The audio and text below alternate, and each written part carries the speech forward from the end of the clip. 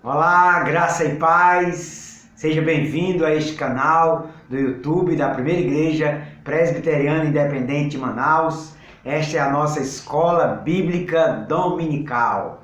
Estamos nesse mês de abril, comemorando os 70 anos da Primeira Igreja Presbiteriana Independente de Manaus. Eu sou o pastor Evandro Soares e nós estamos estudando o tema A Carta de Paulo aos Efésios, que é uma epístola que trata da teologia da igreja cristã. É a espécie de eclesiologia que Paulo trabalha durante toda a epístola aos Efésios. Então é um tema fascinante, deslumbrante, grandioso, sublime e que nós estamos sendo convidados a estudar. Já vimos na semana passada a introdução à epístola, quando Paulo se apresenta como Paulo, apóstolo de Cristo Jesus, pela vontade de Deus Pai, e diz aos santos e fiéis que estão em Éfeso: graça e paz a vós outros da parte de Deus, nosso Pai, e do Senhor Jesus. Essa seria a introdução, onde Paulo se apresenta, onde ele diz quem são os seus destinatários e onde ele faz uma saudação. Agora nós vamos entrar no corpo da epístola, da carta, na parte mais sublime, que é esse início então da carta, quando Paulo começa então a doutrinar, a ensinar acerca da igreja cristã, acerca dos propósitos de Deus para com a igreja cristã. Então, no primeiro capítulo, nós vamos ver então, no primeiro capítulo, no versículo 3 até o versículo 14, é então o tema do nosso estudo de hoje. E começa então assim: Bendito Deus e Pai de nosso Senhor Jesus Cristo, que nos tem abençoado com toda sorte de bênção espiritual nas regiões celestiais em Cristo. Já esta primeira declaração, ela é tremenda, porque aqui o apóstolo Paulo está começando louvando a Deus. Bendito, louvado seja o Deus e Pai de nosso Senhor Jesus Cristo, que nos tem abençoado. Deus já tem nos abençoado com toda sorte de bênção espiritual nas regiões celestiais em Cristo. Essa expressão regiões celestiais, ela é muito importante nessa epístola. Paulo, pelo menos 5 vezes, vai usar essa expressão, regiões celestiais, por toda essa epístola, porque ela é fundamental para entender que as bênçãos que Deus nos deu em Cristo, foram localizadas nas regiões celestiais. É uma expressão interessantíssima que o apóstolo Paulo usa e que nós vamos então estudar a bênção da vida nova. A bênção da vida nova que Deus nos deu em Cristo Jesus. E essa bênção da vida nova, ela inicia então nesse versículo 3, dando-nos a entender que é toda bênção espiritual. Deus nos abençoou com toda sorte de bênção em Cristo, bênção espiritual. Então é uma expressão bonita do apóstolo Paulo para mostrar que as bênçãos que Deus nos abençoou foram bênçãos espirituais. Há muitos hoje que tentam colocar bênçãos, sobretudo na área material, mas aqui o apóstolo Paulo está colocando para nós que a bênção de Deus, ela é espiritual. Isso faz toda a diferença. Então nós vamos começar então a partir do versículo 3, que já vimos, e a partir do versículo 4, que bênçãos são essas? E aí nós podemos dividir essas bênçãos em 3 tipos de bênção. Bênçãos espirituais nas regiões celestiais em Cristo, e essas bênçãos, elas são bênçãos do passado, bênçãos do presente e bênçãos do futuro.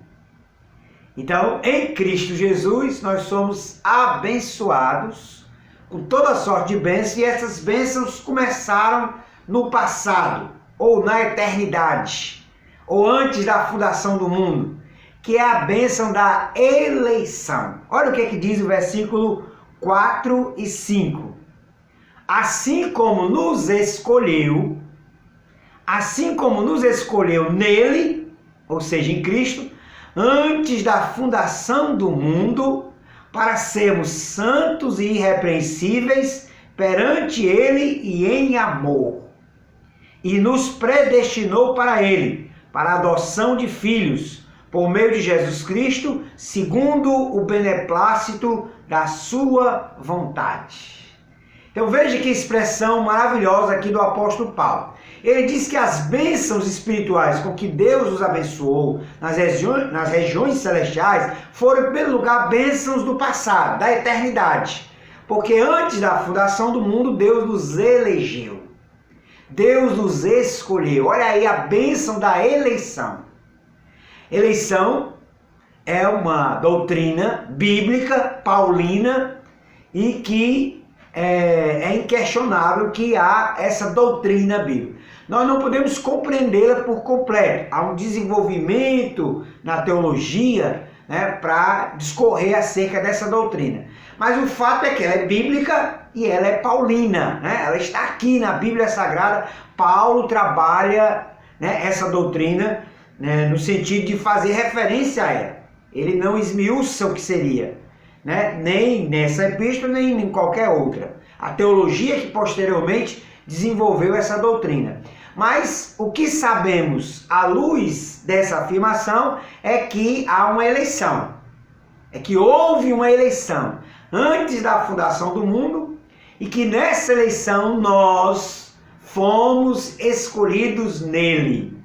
Essa é a doutrina paulina, essa é a doutrina bíblica, a doutrina da eleição, no qual o próprio Jesus também fez referência quando, em João capítulo 15, ele disse aos apóstolos: não fostes vós que escolhestes a mim, eu, porém, vos escolhi, para que vades e deis frutos.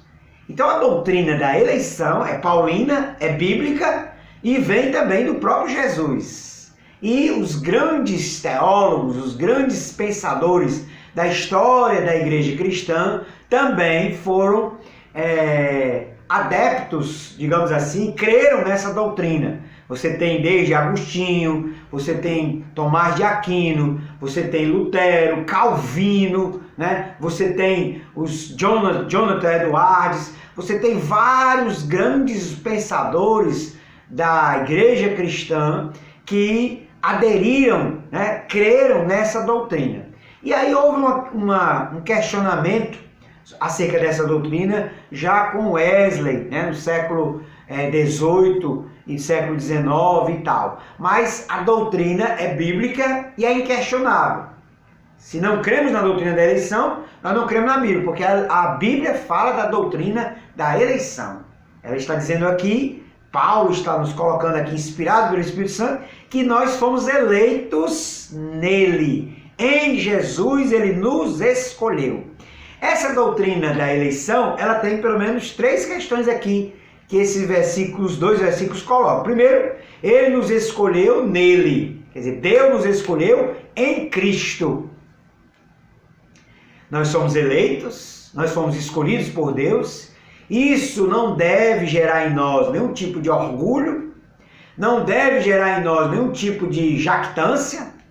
Pelo contrário, humildemente, nós olhamos para nós mesmos, não vemos em nós mérito algum, porque de fato não temos mérito algum, mas Deus nos escolheu nele, em Cristo, por causa dos méritos, por causa da vida, por causa do sacrifício, por causa do amor de Jesus. Então Deus nos escolheu em Cristo. Mas o texto diz mais, né? Ele nos escolheu nele antes da fundação do mundo, quer dizer, antes de toda a eternidade, né? Deus nos elegeu. E aí o texto diz, com que objetivo? Com que alvo? Para sermos santos e irrepreensíveis perante Ele. Então, santos e irrepreensíveis. Santos é a ideia da virtude interior. Irrepreensíveis é a ideia da virtude exterior, né, que se exterioriza. É a pureza interior, é a santidade, né, de uma vida separada para Deus. E a pureza que se exterioriza é o que ele está dizendo, irrepreensíveis. Alguém olha para o comportamento deste homem, desta mulher eleita em Cristo e não vê nada digno de repreensão. Então é a pureza interior, santos, e é a pureza exterior, irrepreensíveis, que se exterioriza. E santos e irrepreensíveis perante Ele, né? E em amor nos predestinou para Ele. Então, além da doutrina da eleição, que Deus nos elegeu, Paulo também aqui cita a doutrina da predestinação. Ou seja, Deus nos predestinou em Cristo. Tanto a doutrina da eleição como da predestinação, que não são semelhantes, né? Predestinar, antes de todas as coisas, Ele nos deu um destino, predestinou. E elegeu, Ele nos escolheu, né? Ele nos escolheu, nos elegeu, né? E aí implica a ideia de eleição, implica a ideia de que havia outras pessoas, de que havia outras opções, mas Ele nos elegeu.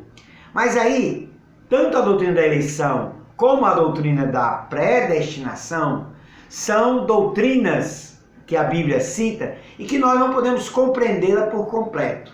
Sim, nós não podemos compreendê-las por completo porque elas são misteriosas. Elas são tão gloriosas que a nossa mente finita não consegue compreender. Paulo cita isso lá em Romanos, no capítulo 9, quando ele repreende: "Que és tu, ó homem, né, para quereres de alguma forma repreender Deus, para de alguma forma questionar Deus", quando ele está ali falando também da doutrina da eleição e da predestinação.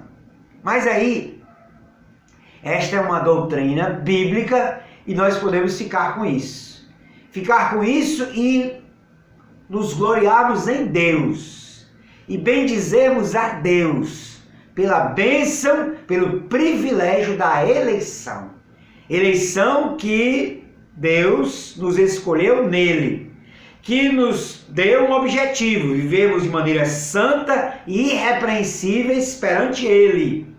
E uma doutrina da predestinação, que nos diz que Ele nos predestinou para Ele. Nós fomos predestinados para sermos de Cristo. É uma coisa gloriosa, é algo tremendo, que deve encher o nosso coração de louvor, de gratidão a Deus por este santo privilégio, por essa bênção inaudita que é a bênção da eleição. Nós não temos mérito, nós não temos justiça alguma, nós não temos nada em nós mesmos que pudéssemos nos gloriar, que pudéssemos nos jactar, que pudéssemos orgulhar e dizer: olha aí, eu fui eleito porque eu sou tal. Não, de forma alguma. Isso deve gerar em nós a grande humildade para, de fato, reconhecermos: somos falhos, somos pecadores, somos indignos de Deus e do céu. Mas Deus, pela sua graça, pela sua grande misericórdia e por um mistério que a nossa mente finita não consegue compreender, nos elegeu, fomos eleitos, fomos predestinados para Deus em Cristo Jesus. É por isso que ouvimos a palavra de Deus, é por isso que cremos no Evangelho, é por isso que estamos atentos às coisas de Deus. Porque fomos eleitos, porque fomos criados e eleitos e predestinados para vivermos de maneira santa e irrepreensível diante de Deus. É uma grande responsabilidade também que a doutrina da eleição traz para cada um de nós. É um grande privilégio, sim, mas é também uma grande responsabilidade que cada cristão, que cada crente precisa ter plena consciência. Fomos eleitos? Glória a Deus por isso. Fomos predestinados em Cristo? Glória a Deus por isso. Mas para vivermos de maneira santa e irrepreensível perante Deus. Essa então é a bênção do passado, a bênção da eternidade que veio antes da fundação do mundo. Mas aí Paulo, a partir do versículo, a partir do versículo 5, na parte B, ele nos fala agora da bênção do presente. A bênção do passado foi a eleição. Qual seria a bênção do presente? A adoção. E aqui é o apóstolo Paulo, quando ele usa essa expressão, no versículo 5, nos predestinou para ele, para a adoção de filhos por meio de Jesus Cristo, segundo o beneplácito da sua vontade.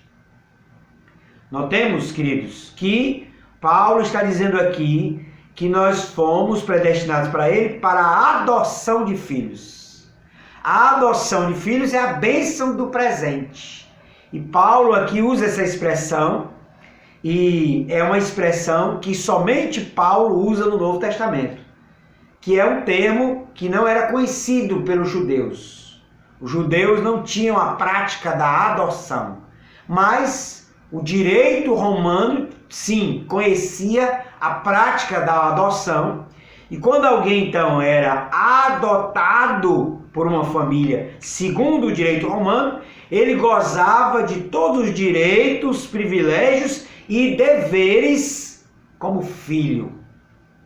E aí Paulo então usa essa expressão tirada do direito romano, essa experiência que já era praticada pelo Império Romano, da adoção, para nos ensinar acerca dessa bênção do presente, que nós já desfrutamos no presente. A bênção do passado foi a eleição, mas a bênção do presente, do qual cada cristão se apropria dela, é a adoção, de sermos filhos de Deus, para a adoção de filhos por meio de Jesus Cristo. Lembremos-nos que só Jesus é o Filho de Deus, o unigênito Filho de Deus. Mas João, capítulo 1, versículo 12 diz, Versículo 11 diz, mas ele veio para o que era o seu, os seus não receberam. Versículo 12, João 1, 12. Mas a todos quanto o receberam, deu-lhes o poder de serem feitos filhos de Deus, a saber, os que creem no seu nome. Então, em Cristo nós fomos adotados por Deus. Nós agora podemos chamar Deus de Pai.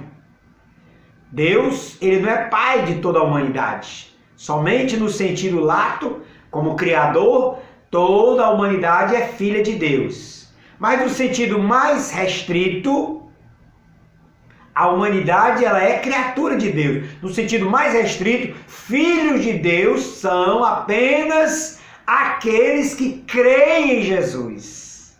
Aqueles que foram adotados em Jesus. É por isso que Paulo, tanto em Romanos, capítulo 8, como também em Gálatas, Paulo diz assim: porque não recebeste o espírito de escravidão, para viveres outra vez atemorizados, mas recebeste o espírito de adoção, pelo qual clamamos, Abba, Pai, Paizinho, Papai. Que coisa maravilhosa! Somos filhos de Deus. João, escrevendo a sua epístola, lá no capítulo 4, ele diz assim: vede com que grande amor nos tem amado o Pai, pelo fato de sermos chamados filhos de Deus. Então essa designação e essa experiência de ser filho de Deus é para os que creem em Jesus, é um grande privilégio. E isso é uma demonstração do grande amor de Deus para conosco. O fato dele ter nos adotado em Cristo Jesus. O fato de agora fazermos parte da família de Deus, gozando de todos os direitos e privilégios e deveres, como filhos e filhas de Deus. Que coisa gloriosa! Mas ainda, como bênção da adoção, ele diz assim, segundo o beneplácito da sua vontade, né? Segundo o comissionamento da sua vontade, para o louvor da sua glória, não, para o louvor da glória de sua graça, que ele nos concedeu gratuitamente no amado. Então foi graça de Deus, né? E aí ele diz mais no versículo 7, no qual temos a redenção. Então, como bênção da adoção, nós também fomos redimidos. Nós temos a experiência hoje, do aqui e agora, da redenção por seu sangue, ou pelo seu sangue, versículo 7. Então, todo aquele que creu em Jesus foi adotado por Deus, agora faz parte da família de Deus, recebe a bênção, o privilégio de ser chamado filho de Deus e também tem a redenção por seu sangue. Ou seja, nós estávamos cativos do pecado, nós estávamos segundo o curso deste mundo, mas fomos comprados, fomos redimidos, fomos salvos em Cristo Jesus por causa do sacrifício do Calvário, e essa é uma bênção do qual nos apropriamos no presente. Somos filhos de Deus, somos redimidos, sim. E há ainda a remissão dos pecados, ainda no versículo 7. Pelo seu sangue, a remissão dos pecados. A remissão dos pecados é a ideia do perdão dos pecados. Nós fomos perdoados em Cristo Jesus o Senhor. Não há coisa mais preciosa do que sabermos que em Cristo nós fomos perdoados. Nós não temos mais a culpa do pecado sobre nós. Fomos perdoados. E ainda, como bênção do presente, ele diz, ainda no versículo 7, segundo a riqueza da sua graça, que Deus derramou abundantemente sobre nós em toda sabedoria e prudência. Então essa graça Deus derramou com abundância sobre a vida de todo aquele que creu. Então isso é a riqueza da graça. A graça é esse favor imerecido que nós desfrutamos hoje. A misericórdia de Deus, a graça de Deus é que nos mantém de pé, é quem nos fortalece, é quem nos dá força para a jornada neste mundo tão sofrido, nesse mundo de tanta dor, de tanta luta. Então, meus queridos, essa é a bênção da adoção, que tem essas consequências aqui. Agora nós vamos para a terceira bênção, que é a bênção do futuro. Está no versículo de 9 a 10. Desvendando-nos o mistério da sua vontade, segundo o seu beneplácito que propusera em Cristo, de fazer convergir nele, na dispensação da plenitude dos tempos, todas as coisas, tanto as do céu como as da terra. Então Paulo agora aqui trabalha a bênção do futuro, que é a restauração total de todas as coisas em Cristo.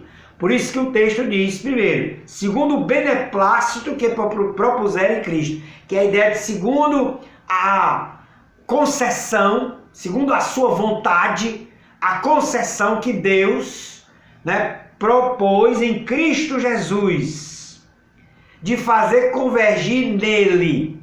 Ou seja, Deus vai fazer convergir em Cristo todas as coisas. Convergir tudo, é tudo ser restaurado para Cristo. Há alguns teólogos, estudiosos, exegetas, que veem aqui a doutrina da salvação universal. Tudo vai convergir para Cristo, então até Satanás, os anjos caídos, os homens que não creram vão ser restaurados e vão crer em Cristo. Mas essa é uma doutrina equivocada. Já desde os primeiros séculos os cristãos entenderam que essa doutrina não é ortodoxa, não é bíblica, não é correta. E aqui o que nós temos é a restauração de todas as coisas, ou seja, toda a criação que hoje geme será restaurada para louvor da glória de Cristo, o Criador também. Porque Jesus é o Criador também, né? Deus é o Criador, mas Ele cria através de Cristo, né? Por isso que Colossenses diz que Jesus é o primogênito de toda a criação. Não a ideia de primeiro ser criado, mas a ideia de o príncipe da criação, aquele que governa toda a criação. É por isso que lá em Gênesis, no capítulo 1, quando o texto diz, né? No princípio, Deus criou os céus e a terra. A terra era sem forma e vazia, e o Espírito de Deus pairava por sobre as águas. Havia trevas sobre a face do abismo, e o Espírito de Deus pairava sobre as águas. E disse Deus, haja luz. Então essa expressão, e disse Deus, é Deus falando, é a sua palavra. E quem é a palavra? João 1,1 diz, no princípio era o verbo, era a palavra, e o verbo estava com Deus, e o verbo era Deus. Então Jesus é esta palavra de Deus. Jesus é o Criador também, que cria, né? É o príncipe, é o arquiteto da criação, que cria, porque Deus libera a sua palavra para a criação. E quem é a palavra? É o próprio Jesus, o verbo, a palavra de Deus. Então, voltando aqui para Efésios, a carta de Paulo aos Efésios, quando o apóstolo Paulo está dizendo tudo vai convergir nele, seria toda a criação, seriam todos os anjos, seriam todas as coisas, todos os homens, né? Claro que todos os homens, e até mesmo também o inferno, né? E os anjos caídos e Satanás, só que estes não vão convergir no sentido de adorar e ser salvos, mas vão convergir no sentido apenas de adorá-lo e reconhecer que Cristo é o Senhor, né? Como Paulo deixa bem claro lá no texto de Filipenses, no capítulo 2, quando ele diz, né, que Deus o exaltou sobremaneira e lhe deu o nome que é sobre todo nome, para que o nome de Jesus se dobre todo o joelho, né, nos céus e na terra, e toda língua confesse que Jesus Cristo é o Senhor, para a glória de Deus o Pai. Então essa convergência, essa restauração, que é também chamada de restauração de toda a criação, se voltando para adorar e reconhecer Cristo Jesus como, né, o primogênito da criação, como o Senhor de tudo, de todos, vai ser então uma adoração universal a Cristo. E Paulo coloca isso aí como uma bênção do futuro, que nós também vamos gozar. Sim, porque o nosso Senhor vai ser adorado por todos. Nós também adoraremos ao Senhor por tudo. Nós veremos toda a criação que hoje, né, os males da natureza, as dificuldades que vivemos muitas vezes neste mundo, por conta também da natureza que ficou sujeita à servidão por conta do pecado, nós veremos toda essa natureza linda e maravilhosa, apesar do pecado humano e apesar, né, das agressões humanas e também naturais. Toda essa natureza irá adorar ao Senhor. Toda essa natureza irá convergir para glorificar a Cristo. E aí vamos imaginar toda essa riqueza aqui em Manaus, na floresta amazônica, toda essa riqueza glorificando a Deus, toda essa riqueza adorando ao Criador, adorando a Jesus. Todos os anjos, querubins, serafins, todos os homens, os que foram salvos, os que creram em Cristo, né, no passado, no presente, no futuro, a igreja invisível, a igreja visível, os que morreram em Cristo e ressuscitarão, como também aqueles que estiverem vivos no arrebatamento, aqueles que estiverem, né, vivos e ressuscitarão no juízo do trono branco. Há também os homens que não creram em Jesus, todos irão adorar. irão reconhecer: Cristo Jesus é o Senhor, para a glória de Deus Pai. Isso não implica na salvação desses que não creem. Não implica. Mas implica nessa convergência. Tudo é Cristo. Tudo adora Cristo. Tudo reconhece Cristo. Daí que tanto no céu como na terra, toda a criação há de adorar a Jesus. E aí Paulo então trabalha agora, a partir do versículo 11, as consequências de todas essas bênçãos da vida nova. Ele diz assim: nele digo, no qual fomos também feitos herança, predestinados segundo o propósito daquele que faz todas as coisas, conforme o conselho da sua vontade. Né? Então Paulo coloca aqui uma das consequências dessas bênçãos para a vida de todo cristão, é que nós somos a herança de Deus, herdeiro de Deus e co-herdeiros com Cristo. Você tem noção do que é ser herança do Senhor? Nossos filhos, nós dizemos, à luz da Bíblia, que são herança do Senhor, né? Os filhos são herança do Senhor, fruto do ventre do seu galardão. Mas imagine todos nós, todos aqueles que creem, podemos sermos chamados herança do Senhor, sermos propriedade de Deus. Por isso, Paulo coloca aqui: nele, em Jesus, no qual fomos também feitos herança, propriedade de Deus, herança de Deus. Nós somos. Que coisa gloriosa, que coisa tremenda, mas mais ainda. Outra consequência, versículo 12: a fim de sermos para o louvor da sua glória. Então Paulo está dizendo que ainda como consequência dessas bênçãos, de toda sorte de bênção nas regiões celestiais, bênção do passado, bênção do presente, bênção do futuro, nós fomos criados para o louvor da glória de Deus. Então, quando nós hoje louvamos, nós estamos fazendo algo pelo qual nós fomos criados, algo natural para o ser humano. O ser humano foi criado para adorar. Infelizmente, alguns adoram outras coisas, mas adoram.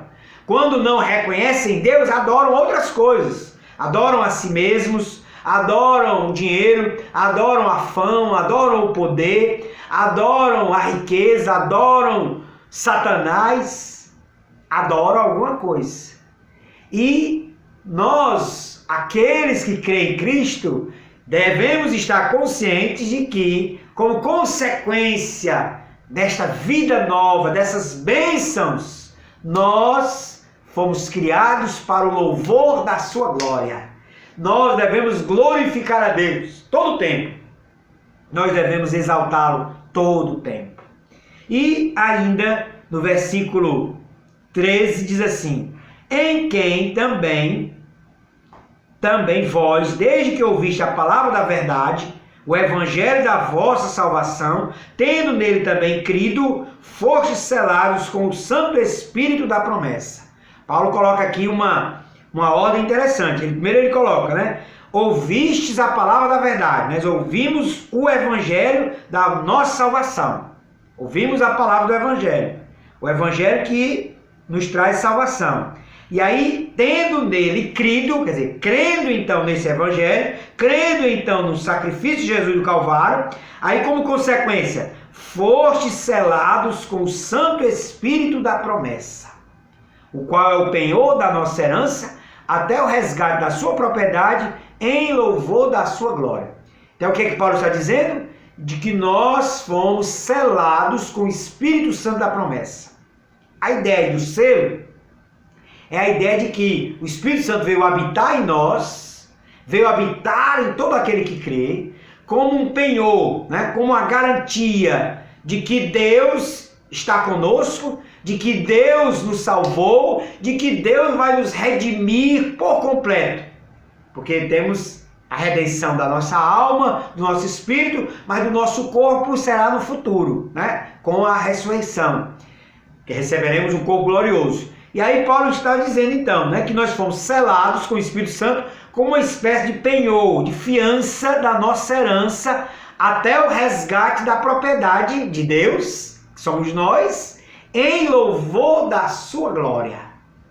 Então, que coisa gloriosa. Paulo está dizendo aqui que nós fomos selados com o Espírito Santo. O Espírito Santo veio habitar em cada crente, em cada cristão, como uma espécie de fiança de que Deus está dizendo: eu vou resgatar você por completo. Já resgatei a sua alma, já resgatei o seu espírito, lhe salvei, lhe transformei, lhe dei vida nova em Cristo Jesus, porque você creu. Que coisa gloriosa é sabermos que nós fomos selados com o Espírito Santo como promessa de Deus, como penhor, de Deus, para que um dia nós tenhamos também o resgate do nosso corpo, porque nós somos propriedade do Senhor. Então, meus amados, é isso. Nós louvamos a Deus por essa oportunidade. Curta e compartilhe. Se ainda não é inscrito, se inscreva nesse canal. Deus abençoe a todos em Cristo Jesus, o Senhor. Amém.